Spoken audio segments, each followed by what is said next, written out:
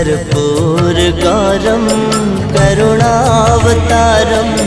संसारसारं भुजगेन्द्रहारं सदा वसन्तं हृदयारविन्दे